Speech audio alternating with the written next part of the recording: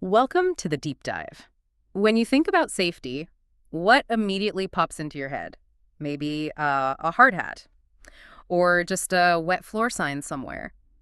But today, we're really diving deep into something much more fundamental, something pervasive: universal safety practices. Our mission here is to pull out the key insights from a pretty comprehensive training manual so you can get up to speed fast on a topic that honestly touches every single one of us. It's about protecting lives, preventing injuries, and yeah, ultimately creating environments that are secure and productive.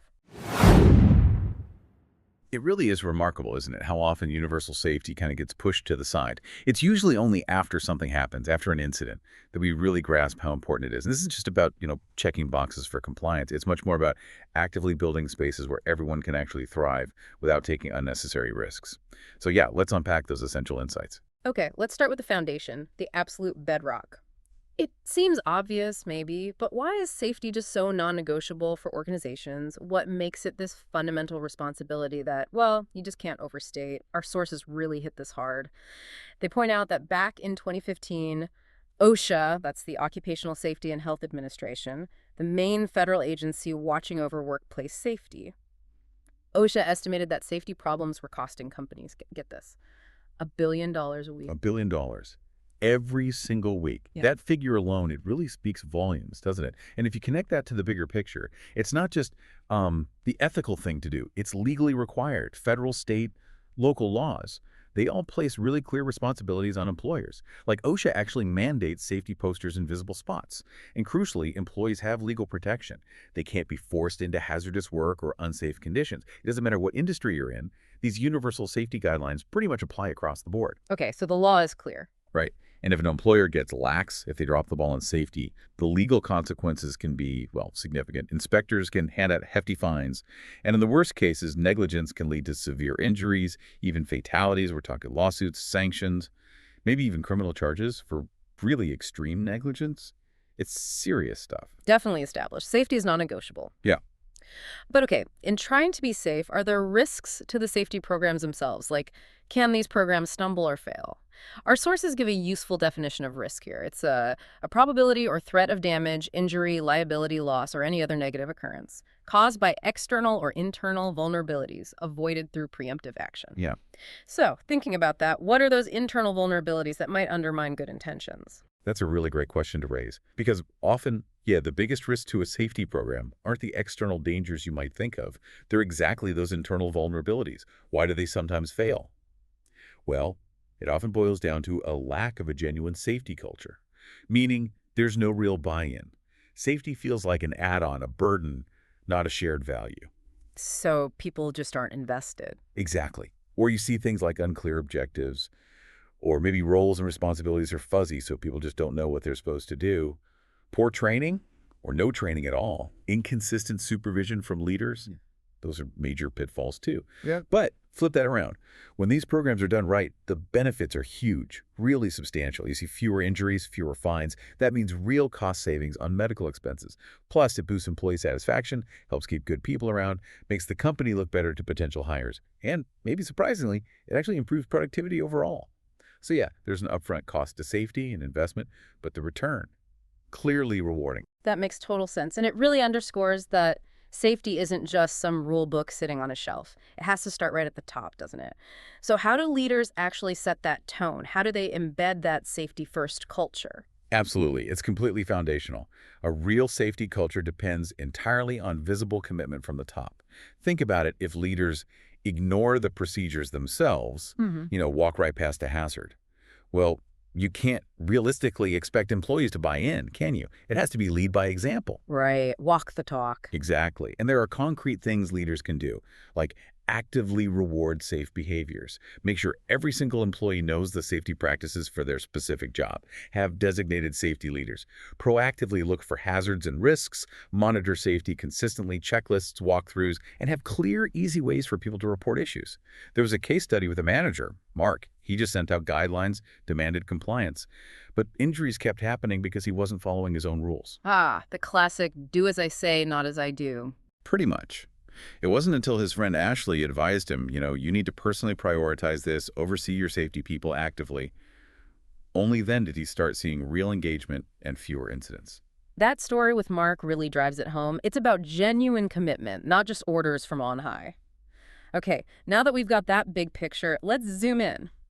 Let's unpack some of the common workplace hazards you might actually encounter and, crucially, how they're handled. Good idea. Let's start with fire. It's kind of startling, but fire departments in the U.S. respond to a call roughly every 23 seconds. Common causes could be faulty equipment, chemicals, electrical problems, flammable products, even things like lightning, arson, or just carelessness with smoking or candles. But here's the critical thing. Fire safety isn't just about spotting flames. It's about understanding what is burning, because the wrong response can make things much, much worse. Right, like throwing water on a grease fire. Exactly. That's why fires are put into classes. Class A is your ordinary combustibles, wood, paper, cloth. Water usually works here. Class B involves flammable liquids or gases, like gasoline or propane. Class C is electrical fires. Water here. Big mistake. Could cause electrocution. Class D is for combustible metals, which are less common but need special agents. And Class K is for kitchen fires, oils, fats. Water spread to these need specific extinguishers. Understanding these classes isn't just technical detail, it's fundamental to responding safely and effectively. So knowing the class tells you how to fight it. Precisely. And assessing fire risk means looking for the hazards, the fuel source, an ignition source, oxygen, figuring out who's at risk, and then removing or reducing those hazards. A really useful tool for this is a risk matrix. It helps you weigh the potential severity of a fire against how likely it is to happen. Helps you prioritize. Okay, so identify, assess, then prevent. Right. Prevention includes things like working smoke alarms, visual and audible banning smoking where needed, proper storage and disposal of flammables, keeping areas clean, also making sure exits aren't blocked, maintaining machinery, having the right fire extinguishers easily accessible, sprinkler systems. And communication is key. Evacuation plans, knowing where exits and extinguishers are, understanding alarms. This happens through meetings, training, posting instructions, sharing maintenance schedules, clear signage, maybe even having safety captains. That classification detail is so vital. I can see now how just writing fire risk on a plan isn't nearly enough. You really have to know what kind of fire you might face. Like Josh in that printing company example, he didn't just do generic drills. He used a detailed matrix to pinpoint specific risks. Electrical from the presses, the huge amount of paper, the chemicals, that targeted approach, understanding the nuances of your specific environment. That's what creates real safety, isn't it? It absolutely is. And speaking of things often overlooked, let's talk about noise. It's an easily underestimated hazard, but it's serious. Unsafe noise levels can cause permanent hearing loss. OSHA estimates companies spend something like $242 million a year on related costs. Plus, too much noise makes communication harder, which, increases the chance of accidents. How loud is too loud? Noise is measured in decibels, dB. Normal conversation is about 60 dBs, but consistent exposure over 85 dBs in city traffic significantly boosts your risk of hearing loss over time. And the louder it is, the less time it takes to cause damage. OSHA has limits. Peak noise shouldn't exceed 140 dBs, and sustained noise above 115 dBs shouldn't last more than 15 minutes. Assessing noise isn't guesswork. You need specialized gear, sound level meters, octave band analyzers for complex sounds, personal noise dosimeters that employees wear. These tools are vital to accurately measure exposure and ensure compliance. Where are the riskiest places for noise? Often construction sites, processing plants, manufacturing floors, canning facilities, even places like entertainment venues can have dangerously high levels. Mitigation involves two main approaches. First, PPE, personal protective equipment. Earplugs, earmuffs, hearing bands. Each has a rating for how much noise it blocks. Second, and often better if possible, are environmental changes. Modifying equipment with silencers, substituting quieter parts, maybe relocating noisy machines, or using sound-absorbing materials on walls, barriers, even full enclosures. It's fascinating how something like noise, which seems minor, can have such a big impact, and that there are clever ways to fix it. Like Cora's warehouse, modifying all the machines was just too much, right? But putting up sound absorption panels strategically, that made a huge difference. It shows you need tailored solutions. That's a perfect illustration. Tailored solutions are key. Now let's touch on chemical and electrical hazards. These are everywhere, even in places you might not think. Just look at standard cleaning supplies that contain chemicals. So it's crucial to assess all chemicals, liquid, gas, powder. How are they stored? How are they used? Who uses them? The risks vary widely. Chemicals can be carcinogenic, cause acute or chronic toxicity, be corrosive, irritant sensitizers. Some affect reproduction or are mutagens. So how do you keep people safe around them? Information is vital. Correct labeling is essential. And then there are material safety data sheets, MSDS. Think of an MSDS as the detailed manual for a specific chemical hazards handling emergencies. Every chemical needs one readily available. Companies also need strong hazard communication programs, plus basic and specialized training so employees really understand the risks, safe use, storage, disposal, and what to do in an emergency. Controlling exposure might mean eliminating or substituting a dangerous chemical if possible, or using engineering controls changing the environment. Administrative controls change the task, like rotating workers. And then there's PPE, specific gear to protect the wearer. Okay, chemicals covered. What about electrical dangers? Those seem pretty immediate. They can be. We're talking shock, burns, fires, potentially death.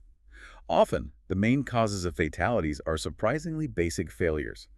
Not maintaining equipment properly, incorrect grounding, using the wrong components, or people working on live equipment without locking it out.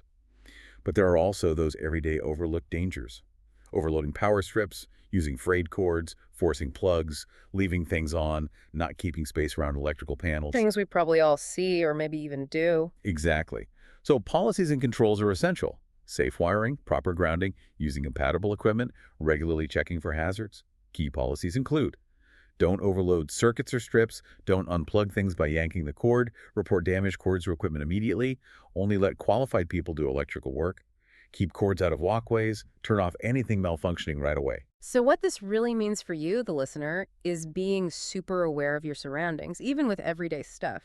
Like that story with David noticing Rose's overloaded power strip in the office. She thought, oh, I'll just strip the breaker. But David saw the bigger picture. That's a serious fire risk waiting to happen. It's spotting those hidden dangers. Precisely. And related to how we interact with our environment is ergonomics. Mhm. This is all about designing the workspace to fit the worker, not the other way around. Things like poor posture, repetitive strain, vibrations, constant pressure on parts of the body, even extreme temperatures. They can all lead to injury, pain, sometimes inability to work.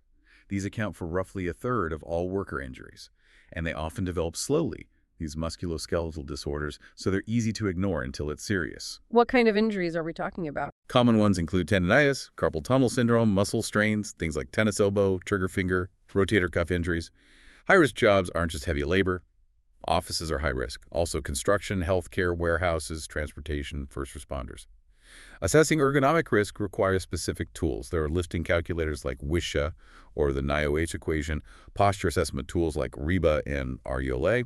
Washington State also has a checklist looking for caution zones and hazard zones based on awkward posture, high hand force, repetition, impact, lifting, vibration. So once you identify the risk, how do you fix it? Engineering controls are usually best changing the equipment or workstation, reducing awkward postures, bending, reaching, lifting, using tools that are simple, light, low vibration, things like ergonomic chairs, standing desks, monitor arms, a stable mouse. Limiting constant laptop use helps too. PCE can play a role, knee pads, vibration gloves, shoulder pads. Though interestingly, OSHA doesn't actually recommend back belts for prevention. And training is crucial. Proper body mechanics for standing, sitting, lifting, using tools correctly, and personal monitoring, like spacing out repetitive tasks or working in teams. This really brings safety right down to the personal level, doesn't it? Protecting your own body for the long haul. Like Leslie with her carpal tunnel. It wasn't one big accident. Her safety manager, Chris, figured out it was the cumulative effect of poor ergonomics at her workstation. It really shows how vital those long-term considerations are for your own health and ability to work. It's so true. The cumulative effect is often the issue. Now, a tougher topic. Workplace violence. This is a serious and sadly growing concern. It's actually the leading cause of workplace deaths for women. And it's not just physical attacks. It includes threats, harassment, intimidation. What's key to understand is that violence often doesn't come out of nowhere. There are usually preceding stressors. Things like financial trouble, family problems, lack of support, feeling like an outsider, a toxic work environment, even illness. These can lead to depression, withdrawal, perceived slights, animosity. And what might trigger an actual incident? Triggers can be specific events. Losing a job, a relationship ending, a bad review, conflict with a coworker, being passed over for promotion. Substance abuse is also a huge factor here, the third leading cause of workplace violence. Yeah. It leads to absenteeism, poor performance, more accidents. Signs can include impaired motor skills, memory problems, mood swings, poor concentration, anxiety, depression, lack of coordination. Companies absolutely need clear, zero-tolerance reporting policies. What should those policies look like? For early signs disrespect, intimidation reported to a supervisor, document it, and the supervisor needs to address it with the employee. If things escalate, threats, arguments, sabotage, contact the supervisor, maybe emergency services, ensure safety, document everything, try to de-escalate if possible and safe. And in an actual emergency physical attacks, threats of suicide, weapons, call 911 immediately. Then contact supervisors, evacuate if possible, cooperate fully with law enforcement, and document everything afterwards. Training and having tailored emergency plans are critical. How to notify 911 or security, maybe verbal codes, text alerts, clear exit strategies. The run, hide, fight protocol is often part of this training. This is definitely a tough one, but so necessary to talk about. It often feels like an invisible risk until it's not. And that case study with Kara and Drew, it really highlights why reporting those early signs, even things that seem like mild insult or disrespect, is so important. And you can't wait for it to escalate. Empowering people to speak up early is key, long before it reaches a crisis. Couldn't agree more. Okay, next up, transportation risks, both on-site, within a facility, and off-site. OSHA data shows a vehicle-related death happens about every 12 minutes in the U.S. And this isn't just cars on highways. It includes company vehicles operating on property forklifts, go-karts, cranes, delivery vans. Assessing these hazards means looking at all types of transport, the drivers, passengers, where they operate, pedestrians, vehicle maintenance, emergency procedures. Then you assess the risks. How often are people exposed? What could go wrong? What are the specific risks to drivers versus pedestrians? Environmental factors like trees or low cables. Again, a risk matrix can help here. What's the difference in managing on-site versus off-site risk? On-site is generally easier for employers to control directly. Moving goods, equipment, people, loading and unloading, securing loads, maintenance. These are all within the company's sphere. Off-site is also crucial, though. If an employee is injured away from the main property while working, say, a delivery driver involved in an accident, they are still legally under the company's safety umbrella. This covers land, air, water transport. Policies to prevent injuries are pretty comprehensive. Things like ensuring drivers are fit to drive, health record, proper training, required PPE, rigorous vehicle maintenance. Also, policies against driving while sick or tired, having accessible entrances and good lighting on site, maybe using one-way traffic systems, keeping pedestrians well away from vehicle routes. Clear signs, speed limits, unobstructed parking, regular property maintenance, routine site safety reviews. It's a long list. It's a good reminder that safety responsibility extends way beyond the building doors, even into the parking lot or the delivery route. Like that incident with Bill and Catherine's parking lot, the near miss with the pedestrian because overgrown bushes blocked the view, shows how those minor environmental things can suddenly become major hazards. Absolutely. And finally, let's talk about machinery. Machines boost productivity enormously, no question, but they also introduce significant risks for employees. So first step, identify all machines and their specific risks. Moving parts, accidental activation, dangers during maintenance or cleaning, air quality issues, sparks, flying debris. You need a risk assessment for each piece of equipment. Once you know the risks, you establish safeguards. This could be location keeping moving parts well away from walkways, barriers, physical guards, safeguard devices, things that define the safe operating zone or trigger automatic stops, warning devices, horns, lights, decals, appropriate PPE that works with the other safeguards. And of course, training. That's a key administrative control. What about preventing overuse or strain from using machines? That's important too. Ties back to ergonomics and vibration injuries. Limiting how long one person uses a particular machine can help. Methods include rotating employees through different tasks, cross-training people, maybe reducing night shifts or limiting very long shifts, ensuring adequate breaks, and having reliable work schedules. And care and maintenance are absolutely non-negotiable. Always follow the manufacturer's guidelines. Think about how often and intensely it's used, the experience level of the operators, environmental factors, and the potential safety risks if it malfunctions. Safety during maintenance itself is critical. Using PPE, specific training, ensuring power is disconnected, lockout access, safe access, maybe running at a slow speed, continuous monitoring, and critically, replacing equipment when it's nearing the end of its safe lifespan, not just running it into the ground. That definitely ties back to the legal and ethical points from the beginning, doesn't it? It's not just having the machine, it's maintaining it, training people on it. Audrey burning her hand on that poorly maintained printer because the guard was broken. That wasn't bad luck, it was a preventable injury from neglect. Okay, so we've covered a whole range of specific hazards: fire, noise, chemicals, ergonomics, violence, transport, machinery. Wow. How do organizations take all of that and weave it together into something cohesive?